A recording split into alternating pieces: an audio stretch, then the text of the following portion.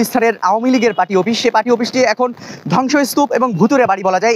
এটিতে এখন বর্তমানে সাধারণ মানুষ কিন্তু প্রস্রাব এবং পায়খানা করার জন্য ব্যবহার করছেন, এবং আমরা এখানে শুনেছি, বিভিন্ন সূত্র থেকে জানতে পেরেছি, শুধু যে প্রস্রাব পায়খানা তা কিন্তু নয়, এখানে কিন্তু মাদকের আঁকড়া বসে এবং অনৈতিক কাজও হয় এখানে। ভাই এখানে আসছিল হোয়াটসঅ্যাপ করতে।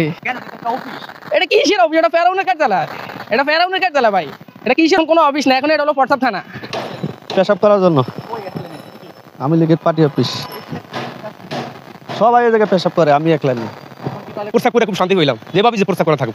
আবু জেলের বাড়িতে হাজিরা যায় প্রস্তাব করে না, বাংলাদেশের মানুষ এখানে প্রস্তাব করে গর্ববোধ করে। এই আওয়ামী লীগ যা করেছে তারই যেন ফল পাচ্ছে প্রাণহীন এই ভবনটি। ক্ষমতার অপব্যবহার আর লুটপাটের ফল কি হতে পারে তার যেন বাস্তব উদাহরণ এই ভবনটি। আর সকাল হইতেই মুতে থাকে, সারা দিন পেশা করতে থাকে না, মুতের গন্ধে এখানে পাওয়া যায় না। এই যে যত মানুষ আছে এই মার্কেটে সবাই যায় পেশাব করতে, সবাই যায়, বাইরে আহে যায়, এই দিয়ে দেখি আসে না, মুতের গন্ধে এখানে পাওয়া যায় না। জাস্ট মুতে প্রস্তাব করতে দাঁড়িয়ে দেখি এর আর দায় গালাগালি করে মন্দামন্দি করে আওয়ামী লীগের যারা সন্তান যায় ইনকোয়ারি